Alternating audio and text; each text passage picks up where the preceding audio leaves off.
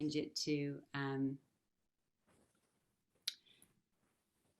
your name, organization, and where you are right now. It won't fit for everybody depending on the length of names, but that's just a great way for people to see who's in the room.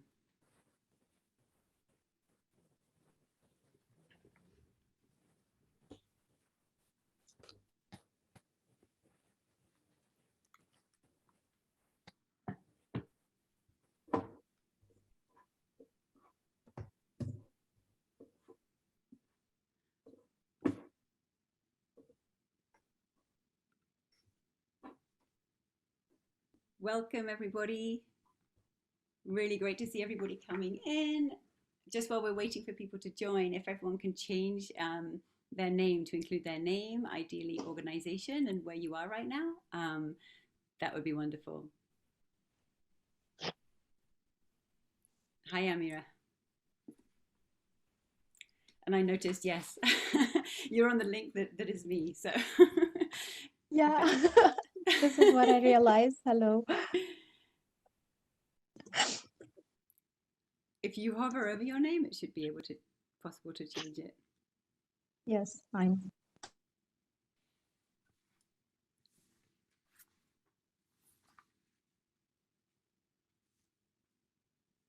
We'll just give it another minute or so as people are coming in. Really wonderful to see this group.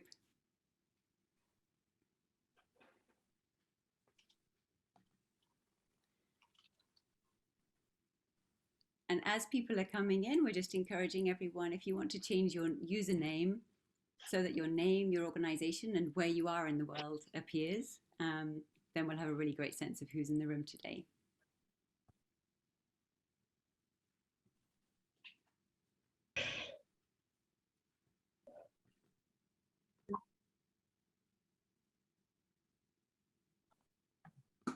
Okay, let's get started.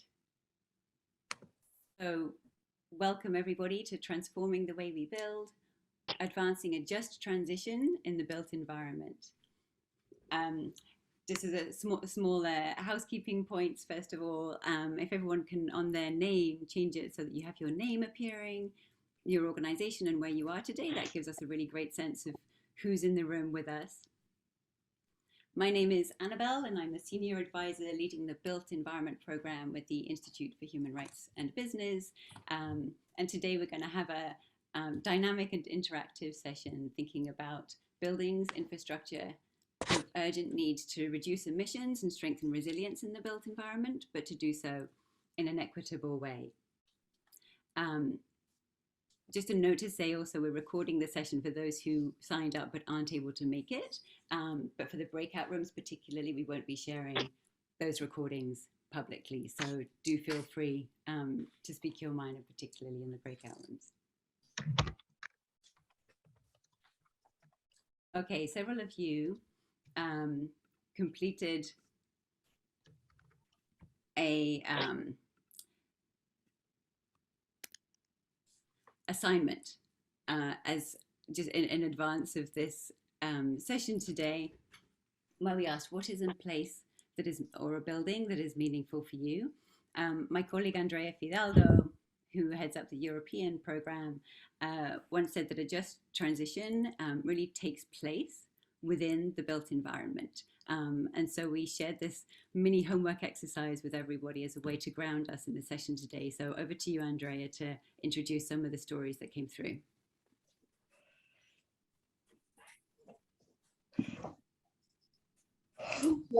As Annabelle was just saying, we asked you at registration to pick, if you could share with us a building or a place, a neighborhood that meant a lot to you and why.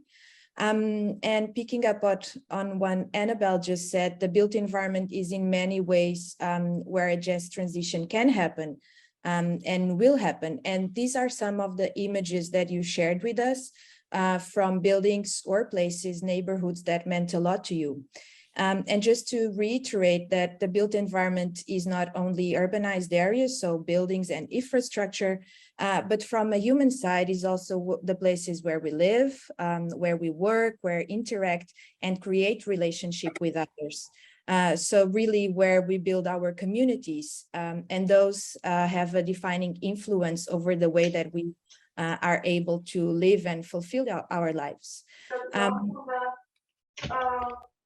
And this is very much reflected on the answers you provided, where community really takes a central place, but also space, house, peace, social. And if you also look at the smaller worlds like happy, equal, diversity, and environment, these are all present in the answers that you provided. And at the end, we will share with you again the survey in case you have an answer and you feel like answering, because your answers are really important to us and help us frame the discussion on what a just transition should look like in the built environment.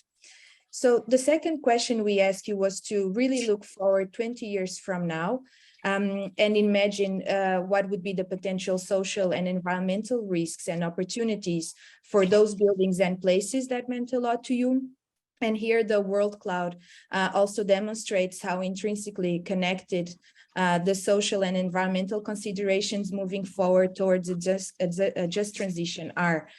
So increasing temperature, rising sea levels, increased frequency and severity of extreme weather events, loss of nature and biodiversity, loss of communities are all examples of risks that show how vulnerable to climate change people and the built environment are.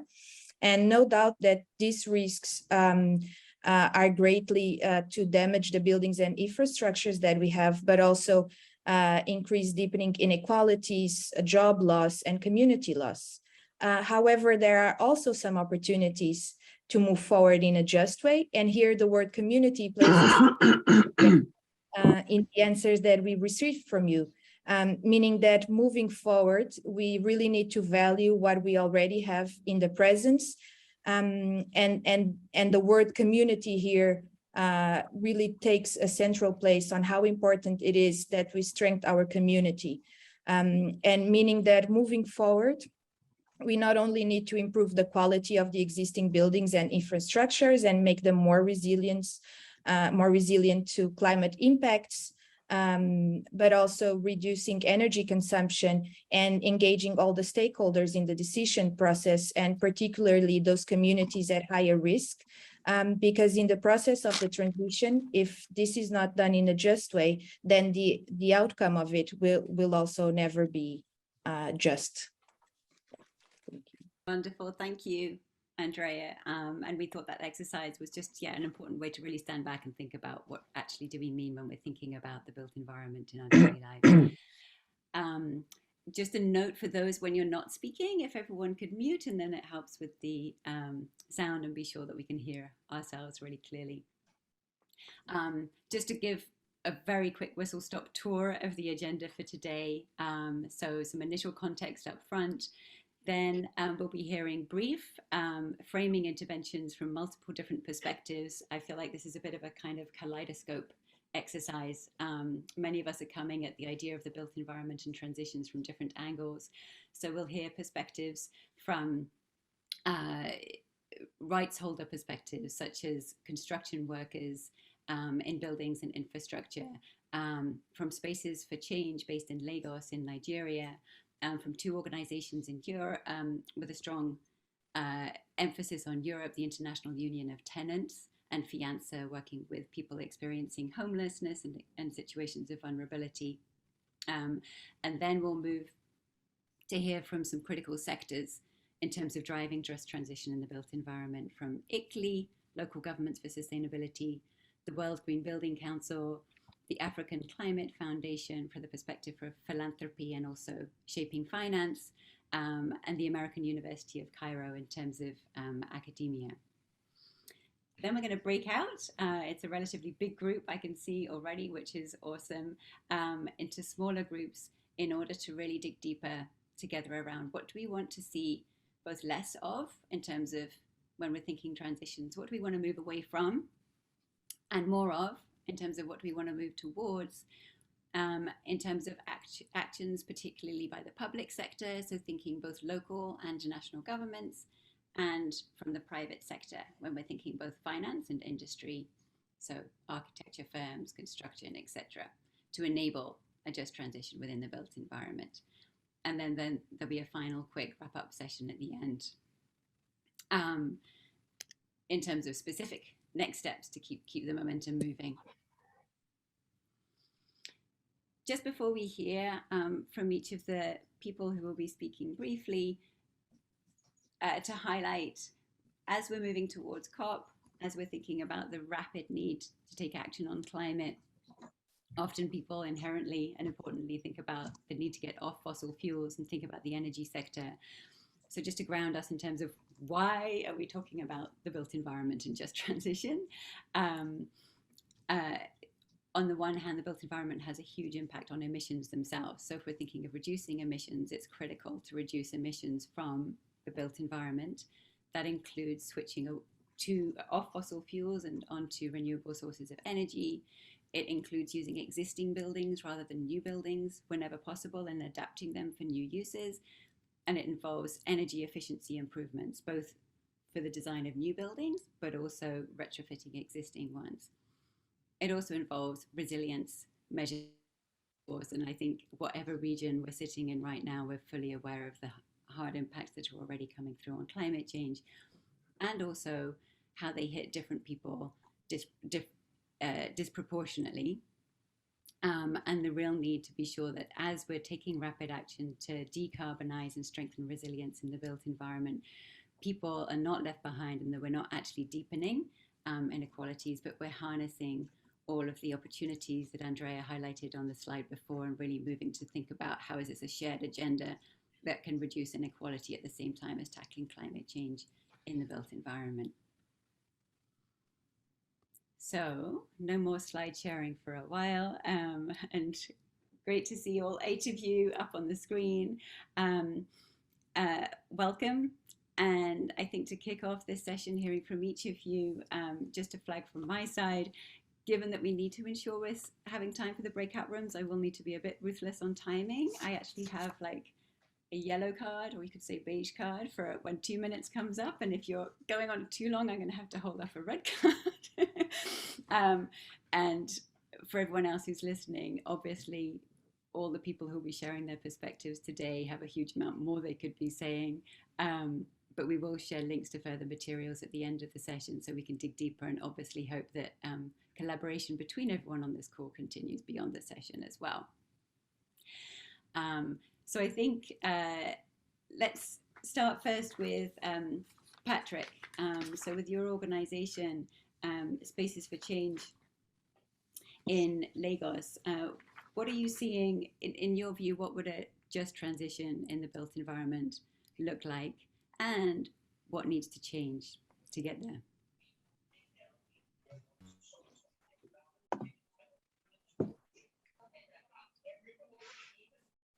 You, Annabelle. I hope everyone can hear me. I hear you great. Yes, we want to share on 2 key points on how we consider a just transition. And the first issue we want to consider is the issue of criminalizing poverty in urban renewal programs.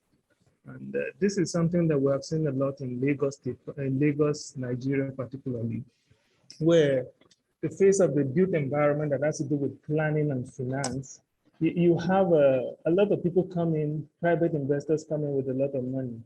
And before they're coming, there'll be people who live in underserved communities. And these people will bring in a lot of money and pay to the government, to the public sector.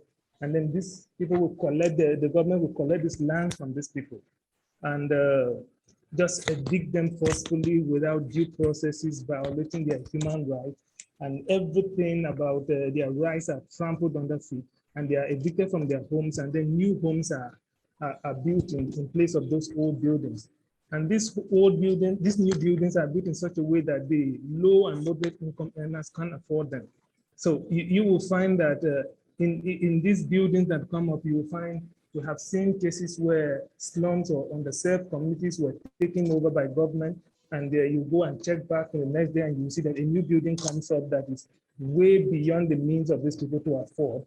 And they go back to form another sort of another community that the government neglects. So and the government will come in again with whatever reason. Sometimes the reason government advances for taking over these lands could be that there's a lot of the underserved community are harboring criminals or whatever incident that happens. Once it ties to a community that is underserved or is generally poor, the government will use that as an excuse to demolish or evict these people and take over their lands. And then the next building you see up, they can't afford these houses. So we have always been proposing going forward that the government should have a way of incorporating everyone in the community, regardless of their means or their status in the community, in their building programs. If going forward we have buildings where, yes, houses for the rich can be built or those who can afford them, but there should be mixed housing program where government can sometimes allocate some percentage of the houses that are built in place of the lands that they're taking over to low-income earners so that they can also live in this community. Because when they go out of this settled area, some of the things that we have seen in Lagos particularly, as a result of population boom and every other thing, they settle on waterways, exacerbating the problems that we have seen a lot in terms of flooding and every other issue. So we think that the reasons advance have not really helped matters. The underlying reason for us is that they are simply criminalizing poverty in the name of urban renewal. And in that sense, if government can come up boldly in trying to bring a program, housing program that integrate the poor and the low-income earners together, it will do a long way in the just transition in housing.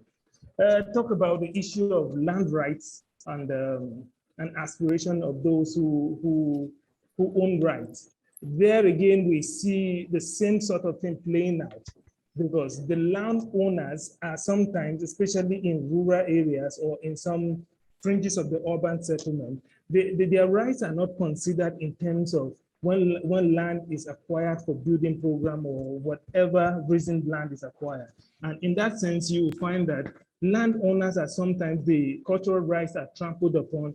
Social inclusion issues come up a lot because the more lands are taken away from these people without compensation in situations that are inhumane, then you know that a lot has to be done by the government, on the part of the government, to ensure that the rights of these people are considered in terms of a land acquisition. On our part, we have been involved in a lot of advocacy in terms of ensuring that the landowners themselves understand that, yes, there is need for improvement, there's need to go forward, there's need for suitable good housing that are in tune with environmental requirements. And the government will sometimes come around to do that. But we want to empower them with the necessary knowledge to ensure that they have a good footing to negotiate with the government when they come in. And on the part of the government, we have always encouraged the aspect of government ensuring that the rights, cultural rights, personal, community rights,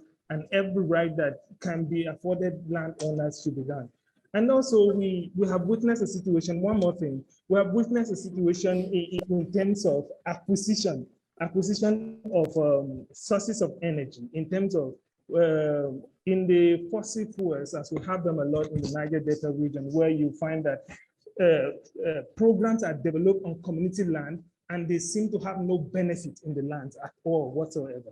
So there are fears that in the just transition, if the lands of the local communities are used in program or in building, will they be carried along? Boils down to the same issue, that if this building or this program are done in such a way that the segregation right or the right between the poor and the rich is the gap is not bridged, then it is not a welcomed idea. So these are all some of the aspirations that we see a lot in local communities, particularly here in Lagos, Nigeria. Thank you.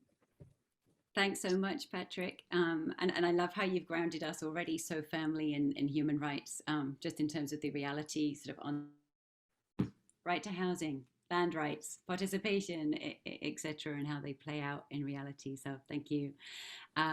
Okay, over to Linnea, who is from the Building and Woodworkers International Union. Thank you very much. Yeah, so I'm trying to bring the union perspective here. And we work with just transition to a greener and more sustainable construction sector out of the perspectives of what does it need to include. And currently, I want to bring 5 topics forward today, and that is that a just transition relies on the social dialogue between governments, employers, and workers' organizations, because otherwise we will not overcome barriers, realize opportunities and potentials to deliver innovation, which is what our sector needs. I think we've seen this in some examples of what our unions already do. In Australia, we have a campaign called The New Normal, where the union helped the city to electrify buildings and improve efficiencies and solar panels. And we have similar innovation projects in Italy when it comes to retrofits of schooling, where the union and the workers work together with the city and the employers to see where can we change our methods. I think also it's very important to highlight that we need to ensure that the transition also deliver training, green skills development and employment support programs for workers, because studies show currently that investing in renovations and retrofitting buildings and green infrastructure projects like housing and healthcare facilities could create up to 100 million jobs by 2030. But this is utmost conditional on the investment in skills development, because the shortages of skills could make sure that we couldn't do the transitions we want to achieve.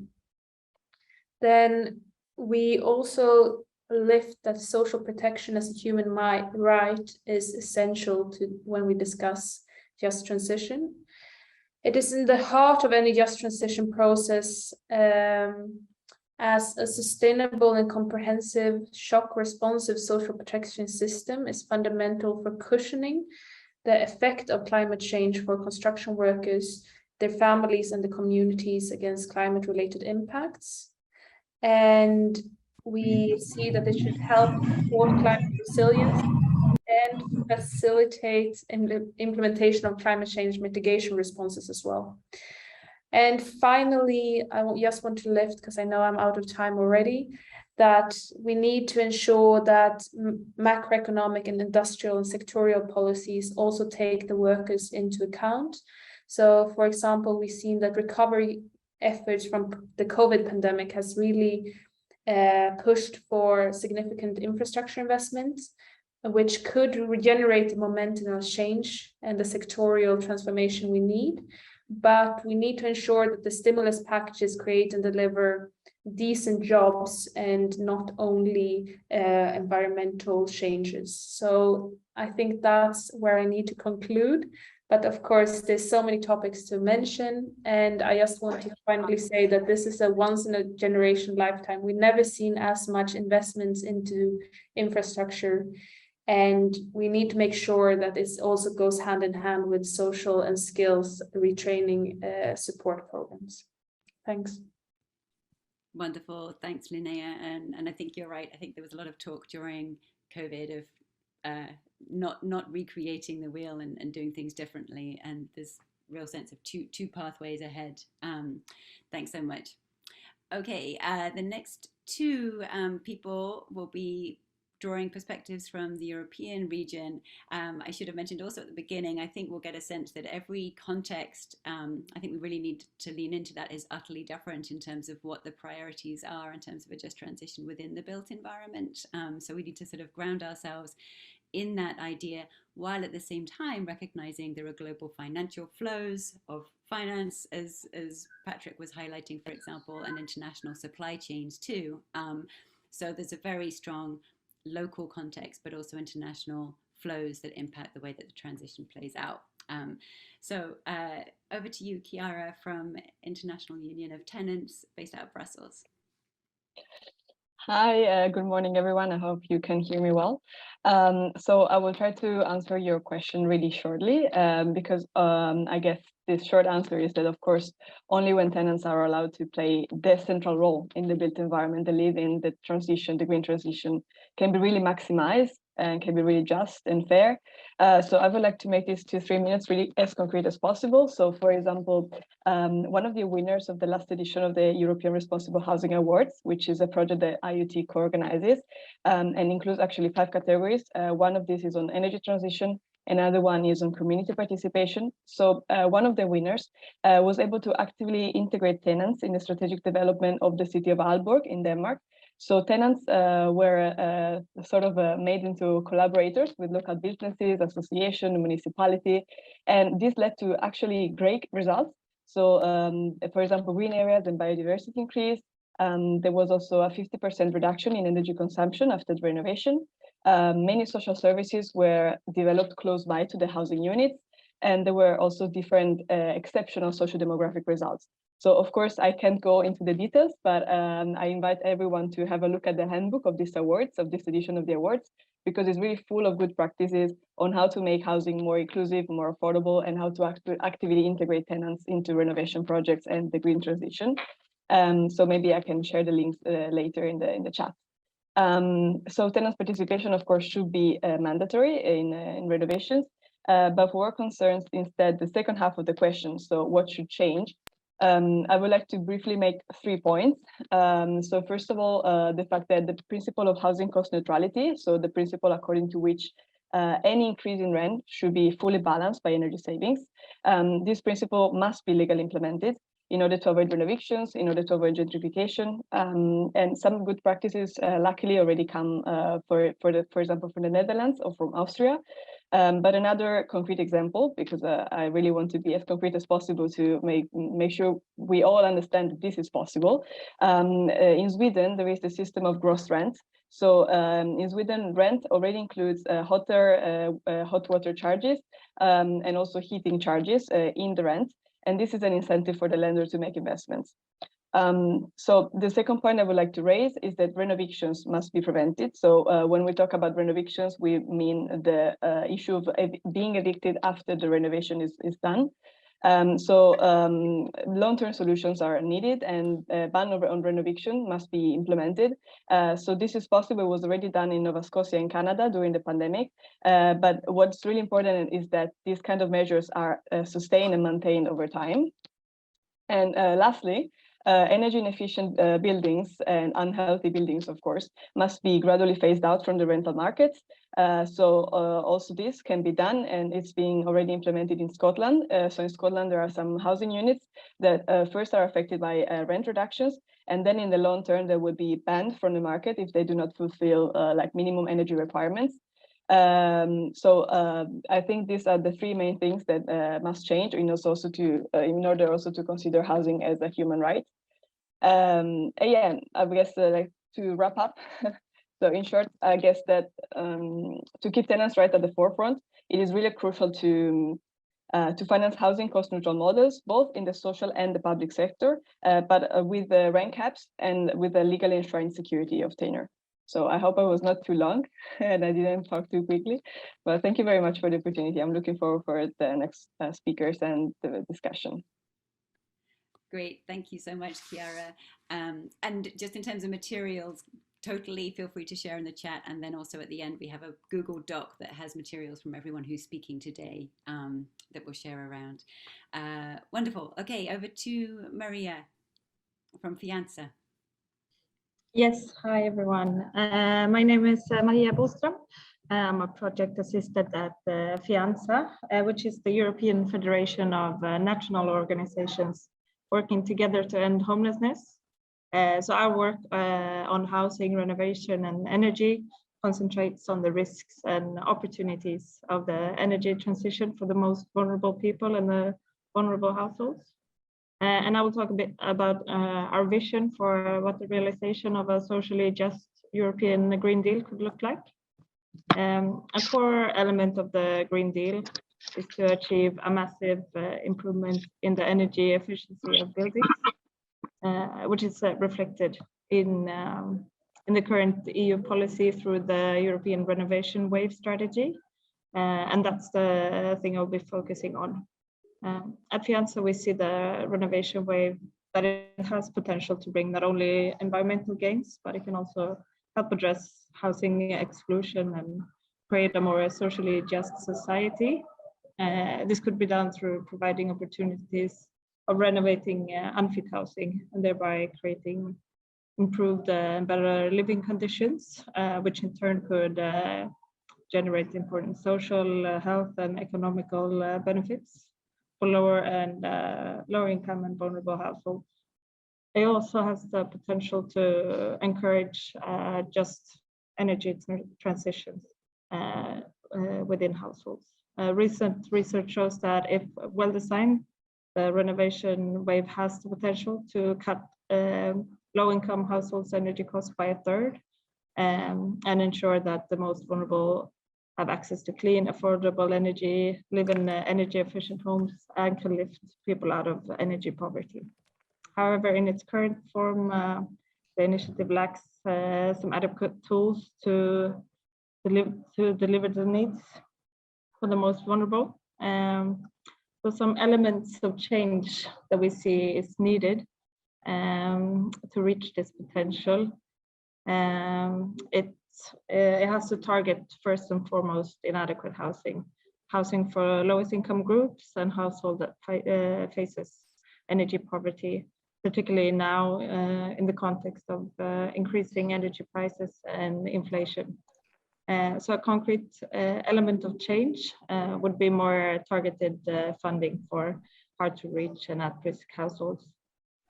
So European funding such as the Recovery and Resiliency Facility, the Social Climate Fund, the Cohesion Policy Funds should all need to earmark more funding for renovation, particularly for these households and social housing, worst performance buildings, and just unfit housing.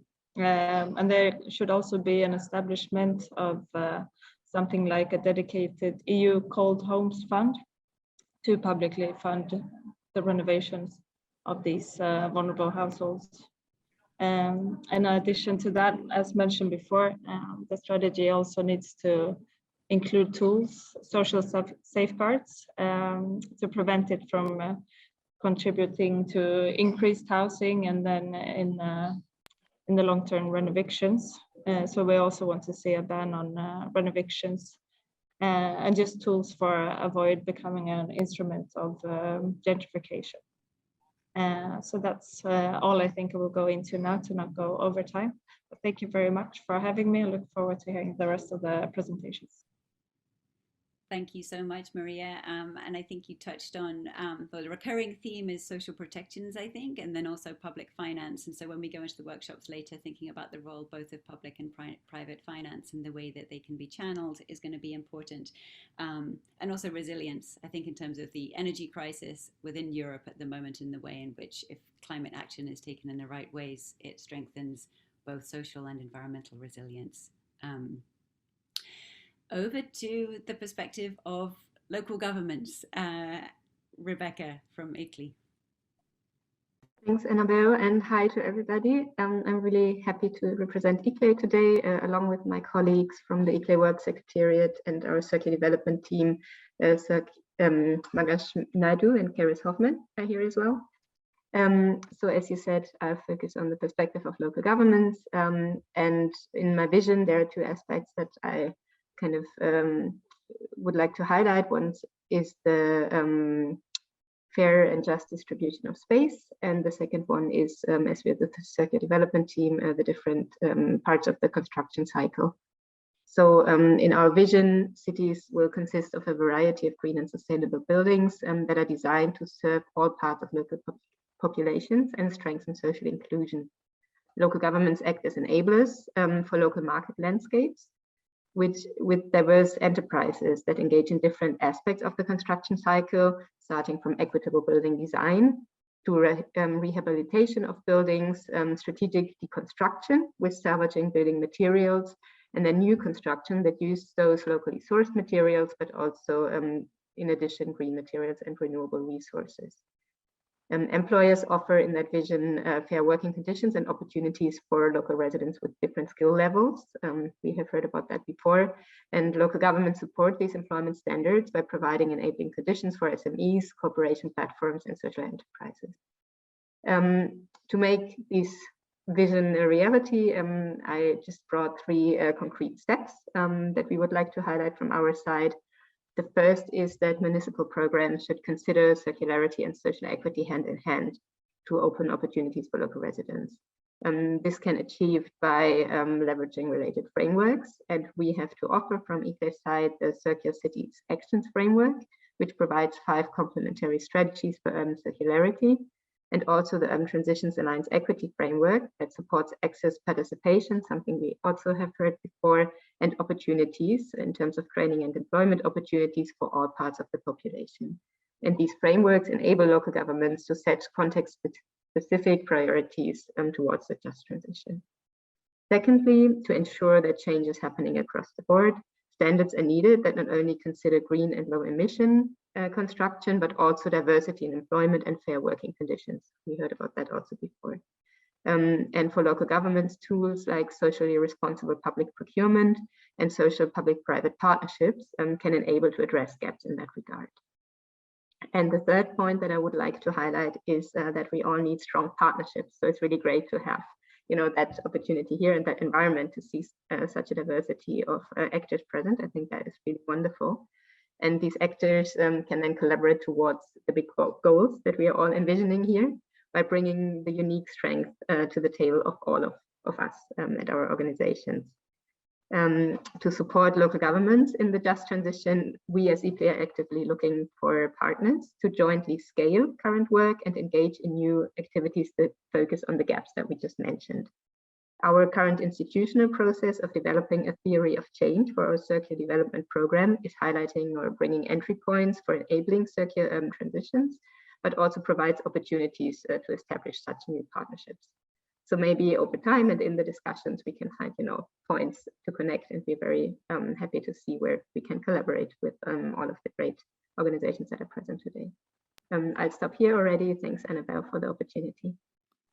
Thank you, Rebecca. And yep, local governments are so fundamental to this transition in so many ways in terms of being close to rights holders, citizens and workers, and really kind of putting into practice the commitments that national governments might be happy to say they are making but don't always act on. And important that you really lift up through the circularity work the impacts of materials within the built environment. I think we think about, you know, the impacts of them while they're in use, but the material footprint is enormous.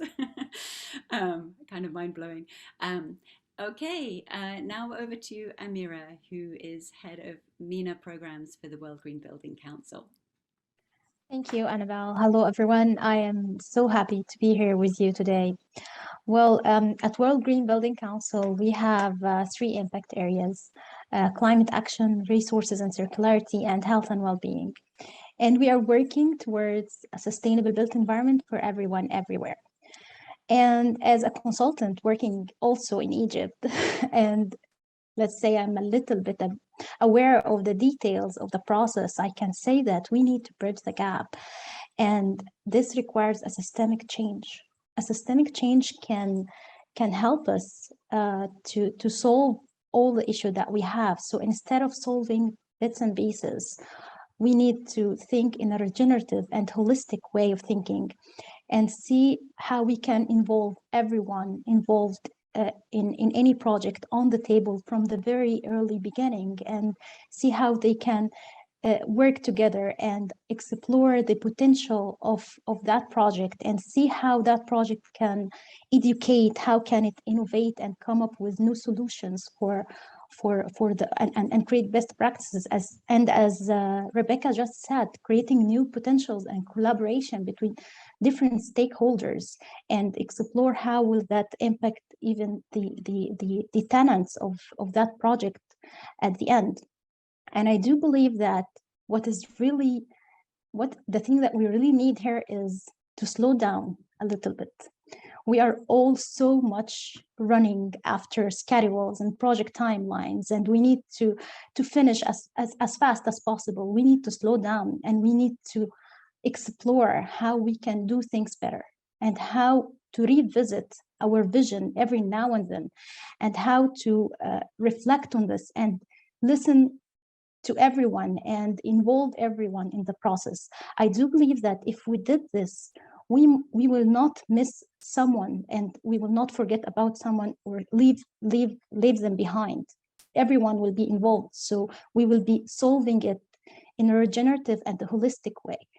I recently studied regenerative development, and I know that the word regenerative is so much well known, but when I study it, that opened a new horizon for me, and I realized that, wow, we all need to slow down. We need to do things better, and I do believe that this will help us to solve a lot of issues, even if it's not on the table, and at the same time it will create a bigger impact of the project that we are working on, considering all the social aspects and the environmental aspects as well. Thank you. Thank you so much. Here to that. I think we need a slow movement for the construction industry, 100%. Both at the systemic level, as you're highlighting, I think also you're so right at the level of projects as well, that actually taking some extra time right at the outset can be so transformative in terms of what that project is actually all about, and its impacts through its whole life cycle. Thank you, Amira. And now over to Maria at the African Climate Foundation, from the perspective both of philanthropy, but also I think from what I understand about philanthropy that is trying to shape finance in the African region in creative ways. Thanks, Annabelle, and happy to be here on behalf of the African Climate Foundation. Just to start off by saying that the driving concept of the foundation is to address climate change on the continent, but also unlock new avenues of development. So essentially working at the nexus of climate change and development, and building and shaping narratives that are specific to the local conditions and context of African countries. So for example, we see renewable-based electrification as central for the transition in urban centers and cities, but there are also co-benefits and socioeconomic transformation elements that are key for this conversation, and I think other speakers have echoed this. And our urban landscapes portfolio is particularly important, and while it's relatively underdeveloped, our work on the Just Energy Transition Partnership in South Africa gives us a solid foundation to start engaging with the issue of building resilience of the built environment. So while we have more questions than answers, I think a key element we would want to see is how we sufficiently bring in the conversation of transition finance, which is fundamentally different from other packages or forms of finance. So I think terminology is important, and we see this as central to putting human level investments at the center of urban spaces. And there are two key areas I think philanthropy can do to support the transition in the built environment. First is to support countries in transforming their climate ambitions or nationally determined contributions, their NDCs, into credible investment plans. So identify opportunities to structurally transform carbon intensive sectors like buildings and infrastructure, and drive new sources of quality finance around that.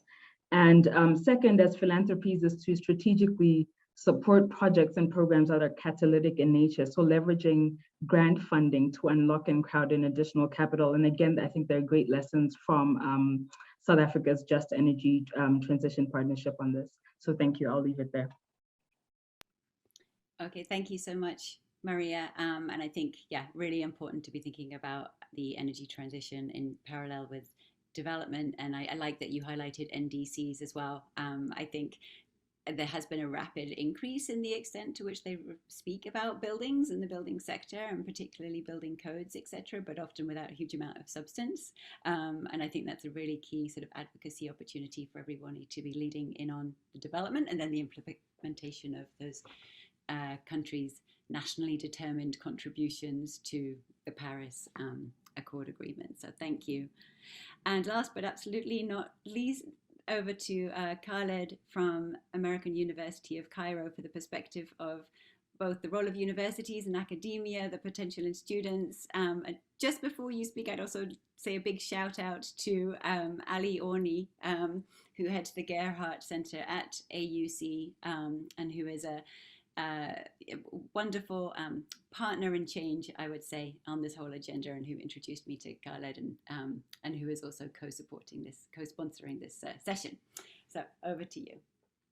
Thank you, Annabelle, and thank you, Ali, for allowing me to join as well, and to be introduced to this lovely event. Of course, I'm on behalf of an academic institution here as an associate professor of sustainable design and as the university architect as well.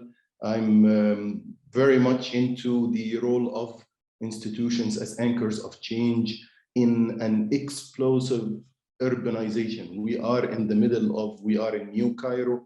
We used to be at the periphery of the originally 20 million city Cairo, and now we are living in the center of the events with new other cities growing even beyond us, like the new administrative capital and many, many other cities, and looking at issues of inclusion, issues of accessibility in the middle of all of this explosive urbanization. What would be the role of the universities to lead by innovation, lead by example, lead by showcasing, by better development, by better anchoring and partnering with the government and whether nonprofits to protect space for people.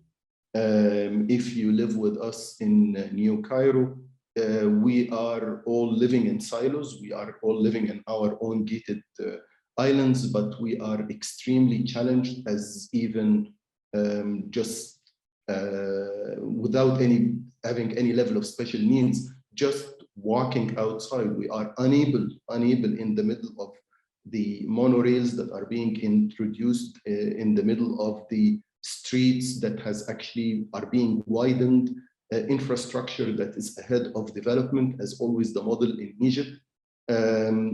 So trying to see here what would be the role of universities, what would be the role of education, and capitalizing on students to create some form of neighborhood partnerships, reach out to be able to, as Amira said, my colleague here and a friend from the Egyptian Green Building Council, as she said, how to slow down and focus again on people before buildings, people before development. Are we so much in exponential acceleration to beat the clock and be able to provide the housing and be able to provide the buildings that we are supposed to provide for a growing population? Are there issues that we are missing in the middle? Definitely there is, and I hope with working alongside you that we can expose issues of fair and equitable accessible spaces for everyone. A bit more focus on, yes, we are focused on decarbonization, which we are taking great steps in as an institution. We are taking great steps on fighting climate change and coming up with solutions to be leaders and showcasing this in the city, but in the same time, how we are approaching space and accessibility and what are the forms of mobility that we are forced on. Do we really have the option of mobility in the middle of this explosive urbanization, or we are narrowed down to specific types and specific ways of how these cities will grow now? Big question marks we are living through and every day. I welcome you one day to visit and to explain for you by pointing out on the challenges that we're going through. On the grand scheme of things and on the theoretical framework, it's great, but on the practical level of really living day in and day out of this, it's becoming more of a very challenging models that adds into other challenges like climate change. So now we have other types of challenges, not just energy and water, but just be able to live in livable cities. So I hope I didn't dwell too much, but I know it's a short word, and I'm very excited to join scholars and colleagues here. Thank you. Thank you so much, Khaled. And yeah, many of the points that you highlighted, I think link back very clearly to Patrick, who was opening out this session, and in terms of forces of displacement that can be in play when building happens too fast. And I think, yeah, the call to slow down, but also recognizing the forces that are moving in the opposite direction are certainly large. It's no small feat.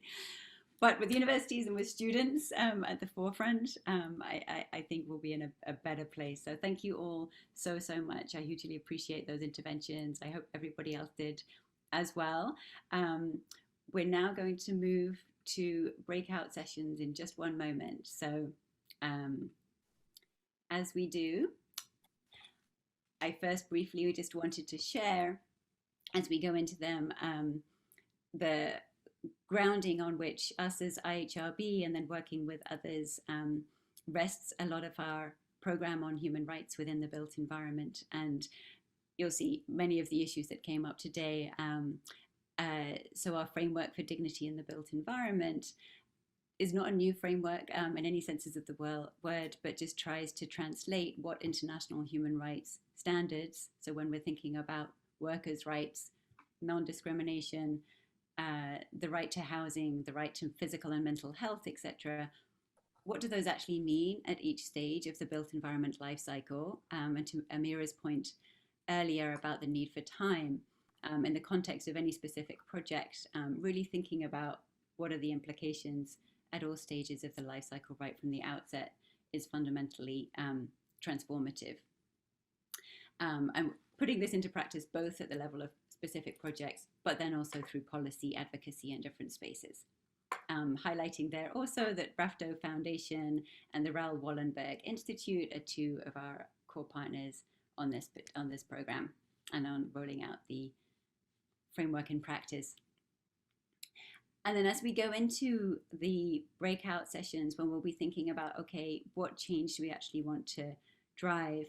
This is the other circle infographic that we use within the framework, which is really thinking about the fact that no one actor can tackle this extremely complicated system on their own. However, every actor has specific roles and leverage points that they can harness. Urban planning has a huge role, not looking at you, Ickley, but yes, and other city networks that are here as well on the call. But urban planning is transformational, regulatory frameworks on social protection and other areas, as we highlighted. If you go through to think of architects and designers, the design decisions, who do they choose to work with? What selection of materials, for example, are they making? So with those points in mind, we'll now go into breakout sessions. And actually, sorry, just to give you a sneak peek as to what we'll be doing in the breakout sessions. Would love to hear from everyone who's in the room. What do we want to move away from? So what are some of the specific obstacles and challenges when it comes to what the public sector first is doing wrong? What don't we like? What do we want to change? And then secondly, like, what are the opportunities and chances for transformation? So what do we all want to see more of from both local and national governments? And as examples, we've put some of the points that have been raised already on the call. And then moving down to the private sector, again, what do we want to move away from and what do we want to move towards? Hoping to have a really dynamic conversation in groups to gather some of these ingredients for a just transition in a built environment. Welcome back, everybody.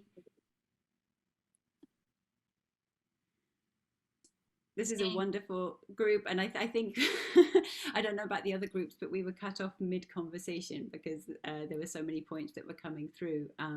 So I'd really emphasize that if you could just keep sharing across, like on the documents that we were using or elsewhere, the points that you wanted to share, that'd be really good, because I think just such invaluable insights from everybody. So briefly, as we move, to summarize some of the key points that came through in that group. I know we can't go into detail on each one, but Andrea, from your group, what were some of the themes that were coming through?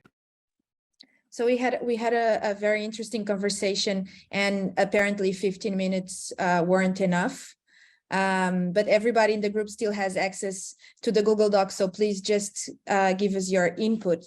But we talked a little bit about less focus on new build and on profit and on hostile design, and more focus towards local spending, which will also increase job creation, local supply chains, and the feeling of the creation of community to improve these existing buildings and housings, and definitely that the private sector needs to move away from speculation on buildings and housing, and focus on tenants playing a central role, and create innovative models in partnership with the different stakeholders, and focus more on the quality of the built environment instead of, you know, the nice, beautiful photo on the project. Thank you. Ale, how about your group? Yeah, thank you. So yeah, I have the same feeling that it's very hard to discuss this in 15 minutes. There were like many great ideas, and we were also in the middle of an interesting discussion where we had to leave, unfortunately. But yeah, some of the ideas we captured is very similar also to what Andrea said.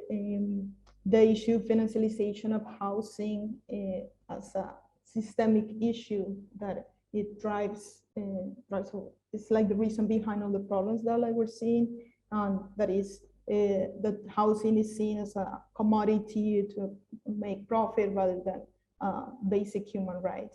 So that was like the overarching argument that we saw as something that could be a barrier to really letting happen the just transition. Also on the side of, well, actually both public and private sector, it was mentioned the reluctance to adapt to new ways of working, especially in a procurement context. So we also saw that is also an opportunity for transformation of like, how do we make more secure or fair contracts for construction workers, and yeah, and social provision on those contracts.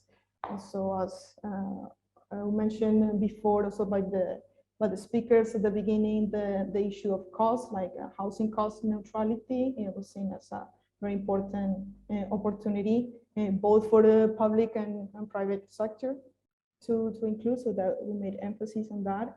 And actually a very good point that Ali had, I wanted to bring out, is that like in my matrix, so we had public and private sector, we're focusing in these two, but he was like, you're really missing the role of the community, civil society is like a key role in governance. Yeah, so we just need to focus on these two big sectors that usually have the biggest leverage at the beginning of the life cycle. But it's a really good point that governance really should be driven by civil society. And Ali made a really good point that for that to happen, they need to be empowered and have proper agency and channels of communication and participation. So I really like that point. Yeah, 100%.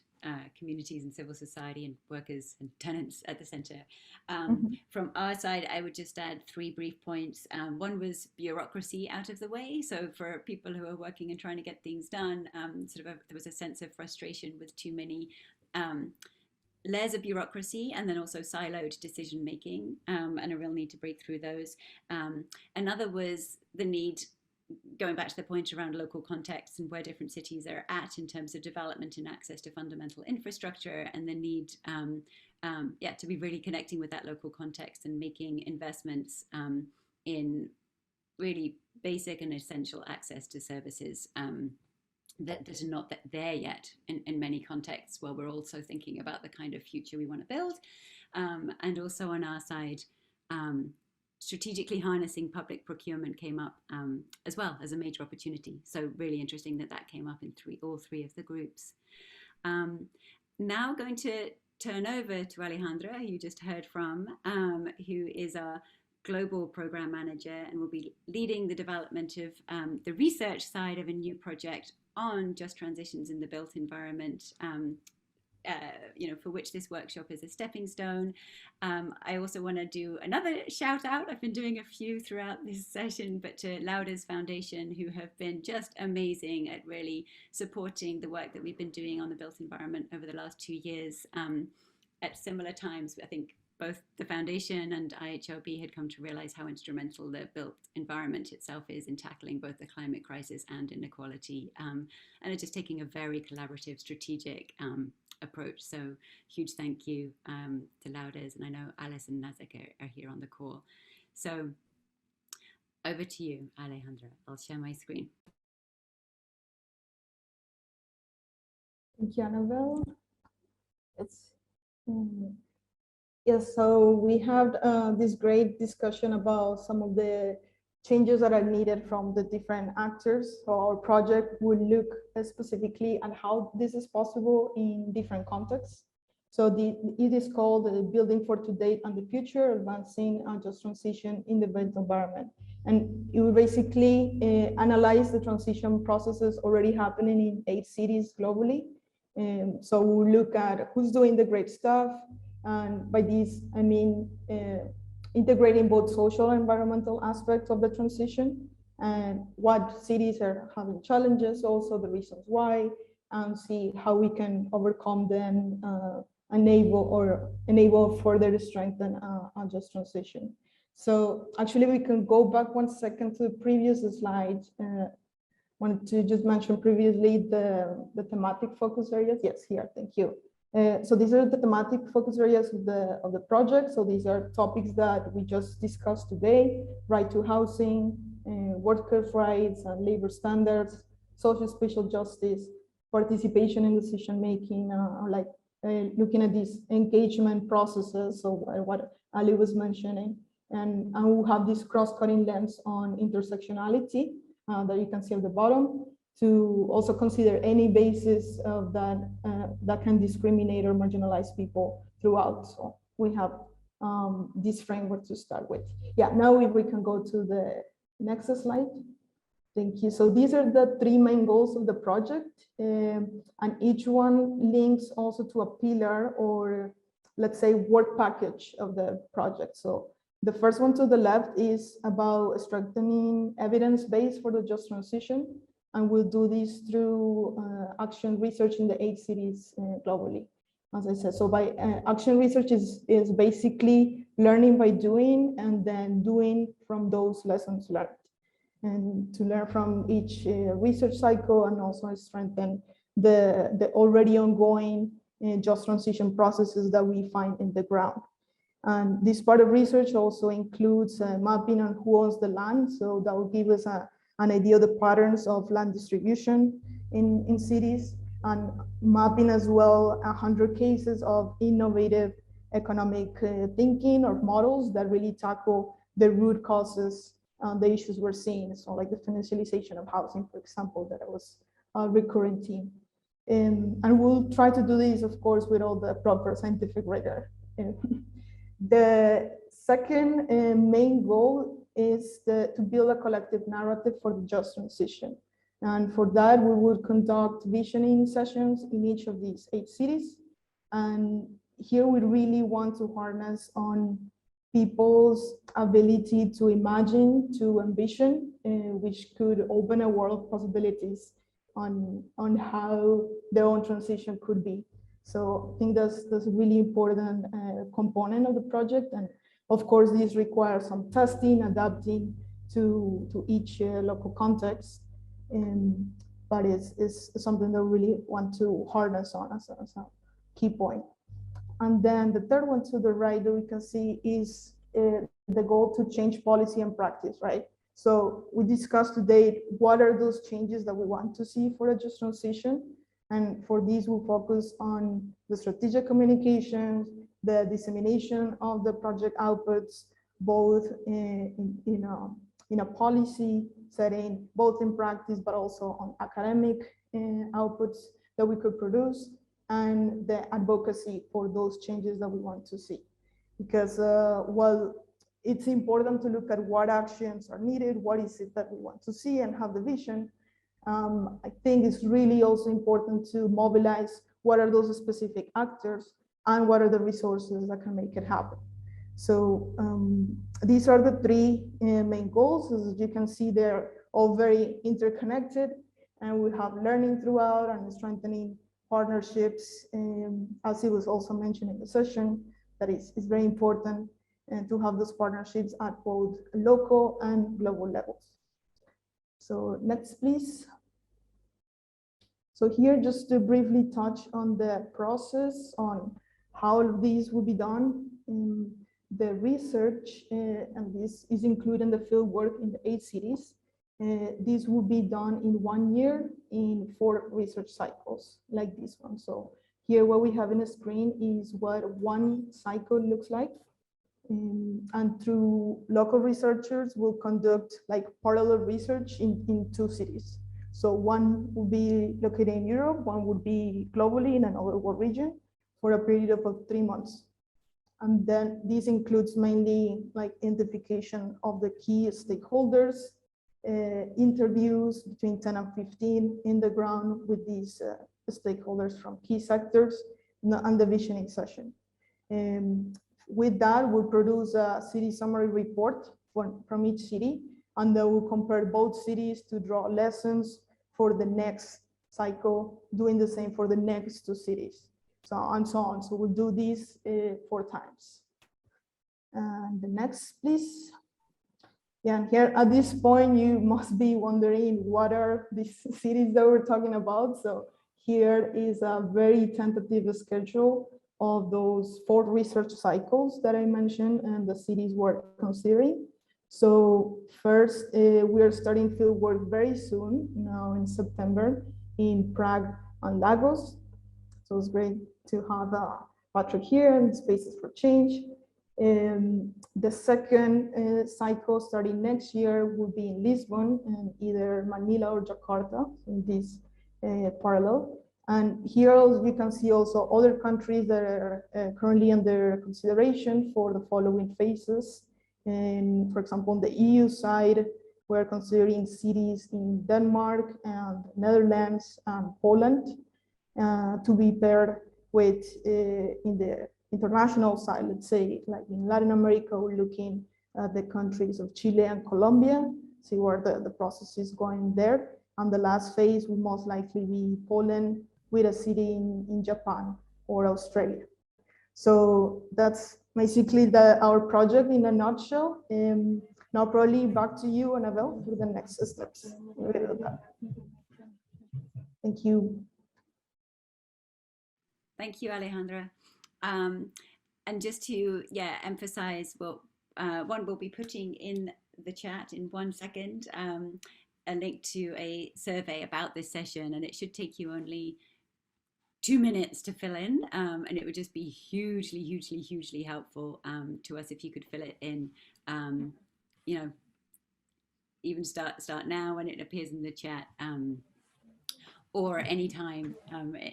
You know, right after the session would be hugely appreciated. And let's keep in touch. So as Alejandra framed, that's project is a huge part of the work on the built environment that we'll be carrying out over the coming 2 years, and definitely deepening relationships along the way. It'll have that very necessary deep dive in specific context. I should also emphasize, like today, trying to take that global perspective too. So recognizing specific context in certain cities, countries, and the regions within which they are, but then also linked to industry actors who often operate globally, investors who also often operate globally. So aiming very much for that local up to international leverage points, synergies and advocacy there. Off the back of today's session, we'll do a short briefing note, which will be framing initial insights on what are we talking about when we say a just transition within the built environment, and ensuring that gets to people who will be taking part in the upcoming COP negotiations in Egypt, and then also as a stepping stone, obviously, for further development and outreach beyond that point. So we'll share the first draft of that with everyone who's been in this session today, and it can be you know, open for a while for input to hone it and land in a place where people feel that the messages are really strong. Secondly, there is a the link to the materials isn't working, unfortunately. Thanks, Karis. Okay, we'll fix that. Link to materials by other it doesn't work from the slide. Okay, so we'll make sure that that gets put in the chat as well. Materials from the organizations that were involved in the framing conversations today. So dig into those and share them. And finally, our emails are all there. So do get in touch, keep the conversation going, and really hope that you found the conversations today useful and a stepping stone to further work.